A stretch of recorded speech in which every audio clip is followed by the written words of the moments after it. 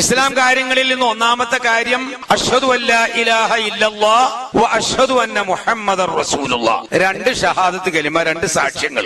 ഈമാൻ കാര്യങ്ങളിൽ ഒന്നാമത്തത് എന്താ? അൽ ഈമാനു ബില്ലാഹ്, അള്ളാഹുവിനെ കൊണ്ട് വിശ്വസിക്കുക. ഇസ്ലാം കാര്യങ്ങളിൽ ഒന്നാമത്തതായ രണ്ട് ഷഹാദത്ത് കലിമ ഇത് പഠിച്ചു.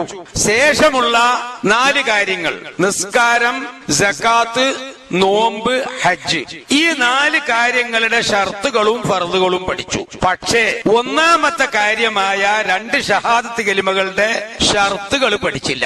അത് പഠിക്കാത്തത് കൊണ്ട് തന്നെ അള്ളാഹു ആരാണെന്ന് യഥാവിധി മനസ്സിലാക്കാൻ കഴിഞ്ഞില്ല, പ്രവാചകൻ ആരാണ് എന്നും യഥാവിധി മനസ്സിലാക്കാൻ കഴിഞ്ഞില്ല. അതുകൊണ്ട് തന്നെ വിശ്വാസത്തിൽ വൈകല്യം സംഭവിച്ചു, പിഴവ് സംഭവിച്ചു. അതുകൊണ്ട് അള്ളാഹുവിന് നൽകേണ്ട ഇബാദത്തുകൾ, അതല്ലെങ്കിൽ അള്ളാഹുവിനെ വിളിച്ച് പ്രാർത്ഥിക്കേണ്ട പ്രാർത്ഥനകൾ, ഇതെല്ലാം വഴിമാറിപ്പോയി.